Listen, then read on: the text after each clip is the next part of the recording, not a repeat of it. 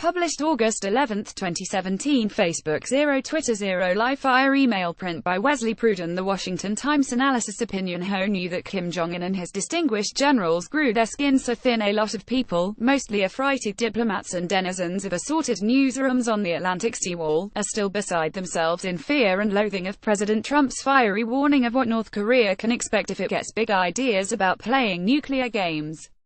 Who expected Guam to be important enough to join Los Angeles, Seattle, Washington and New York on Kim's target list? The London Daily Mail, usually merely guilty reading for those who can't get enough about Caitlyn Jenner's lingerie, Elvis and UFO sightings, or how Donald Trump was sent back in time to warn himself about trifling with the eccentric supersized child in Pyongyang.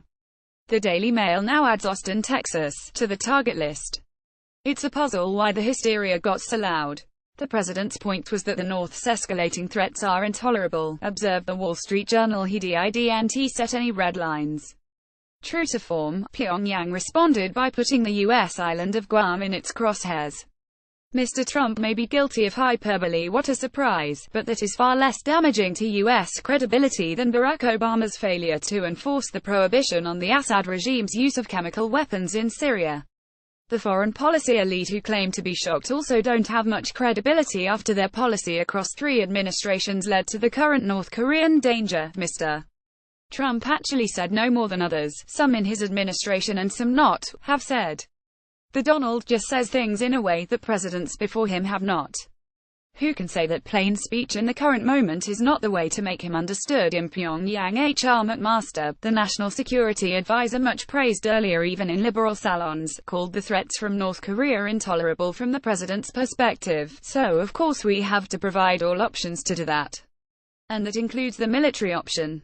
Defense Secretary Jim Mattis warned North Korea to cut out the bellicose stuff lest it lead to the end of the regime.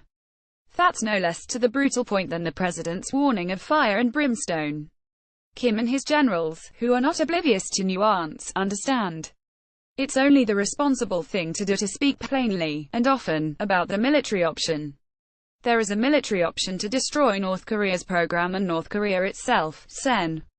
Lindsey Graham of South Carolina, who blows hot and cold on the president, told a television interviewer.